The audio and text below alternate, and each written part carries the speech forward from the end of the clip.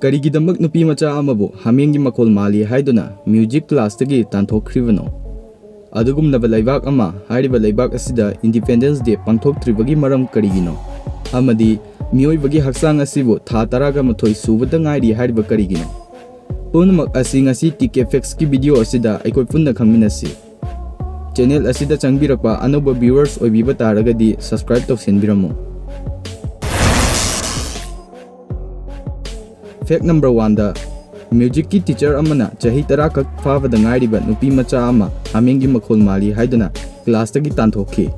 Adubu nupi macha adu hojikti malem asida khwaidagi maming leiba seisakpi oire. Isai matek asida kanano haibadu khangbra yengbiyu.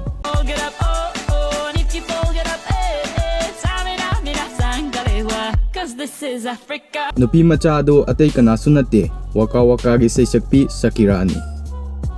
VUJICIC hariba nupa asi makhut makhong yauduna soinaraba mioi amoina poglakhi.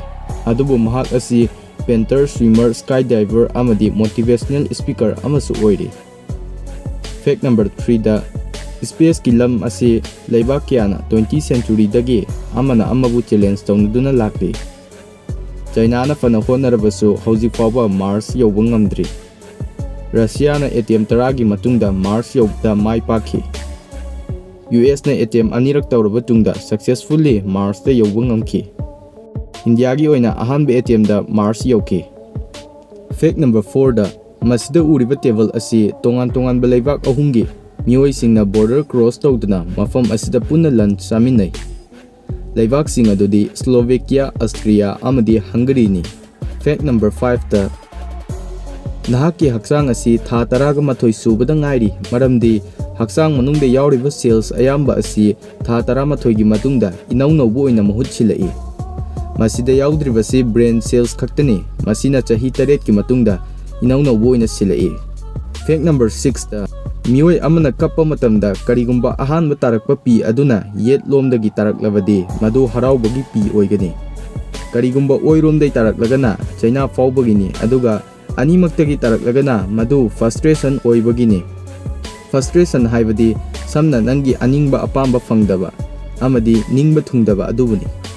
Fact number 7 da 2029 gi April 18 numit asida feet lisingama hena pak chauba asteroid ama Prithvi samduna paihini.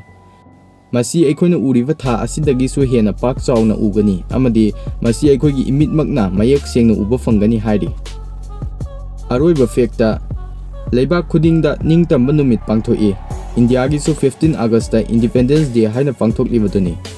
Adubu Ethiopia hariba African leibak aside Independence Day pangthokte maramdi leibak asi leibak ataina khudum chanba ngamde amadi Italy bu atwagi lanfamda awoina dum maithiba pikribani.